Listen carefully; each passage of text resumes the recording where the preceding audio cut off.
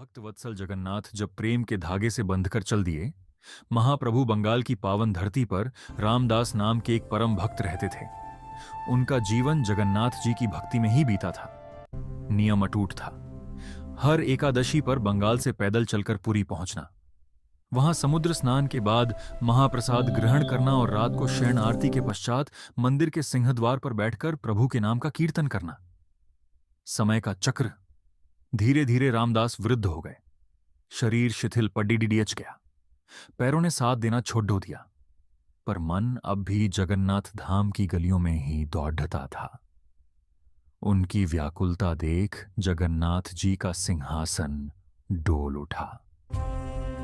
अगली एकादशी पर जब रामदास ने मंदिर के बाहर नेत्र बंद कर कीर्तन शुरू किया तो साक्षात प्रभु उनके हृदय में प्रकट हुए। प्रभु का आदेश।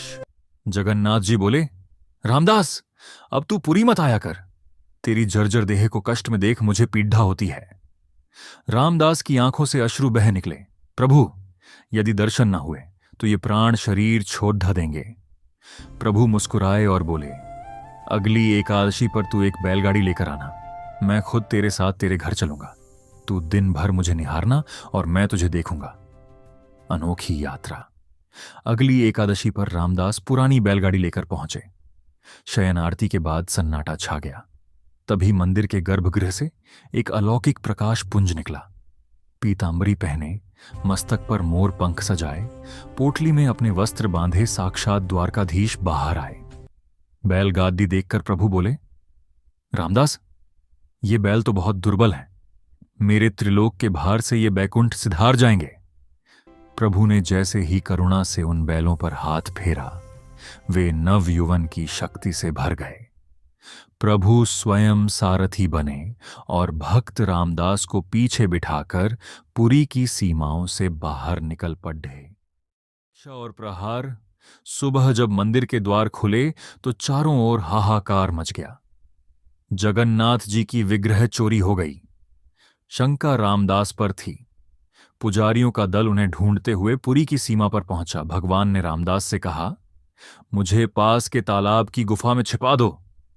जल्दबाजी में प्रभु की पीतांबरी का एक कोना बैलगादी में रह गया। पुजारियों ने उसे देखते ही आव देखा न ताव रामदास को मारना शुरू कर दिया।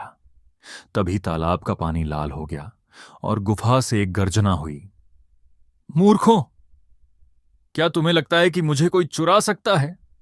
मैं भक्त के प्रेम के अधीन होकर स्वयं आया हूं।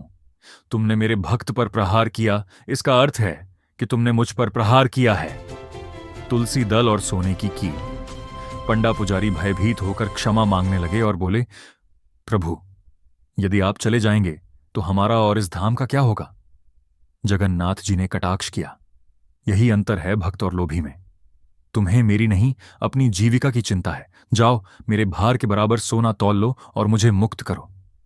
रामदास चिंतित हुए। प्रभु, मेरे पास सोना कहां? प्रभु बोले, अपनी पत्नी की नाक की सोने की कील और एक तुलसी का पत्ता ले आओ। एक तरफ विशालकाय जगन्नाथ जी का विग्रह था और दूसरी तरफ छोटी सी स्वर्ण कील। जैसे ही रामदास ने जय जगन्नाथ कहकर वह तुलसी का पत्ता और कील तराजू पर रखी, प्रभु का पलड़ा हल्का हो गया। पुजारियों का अहंकार चखन्ना चूर हो गया। वे खाली हाथ लौट आए और प्रभु अपने भक्त के साथ उसके घर चले गए। सीख, परमात्मा को न धन से खरीदा जा सकता है, न शक्ति से बांधा जा सकता है। वे तो केवल प्रेम के कच्चे धागे से बंधकर खींचे चले आते हैं। जय जगन्नाथ।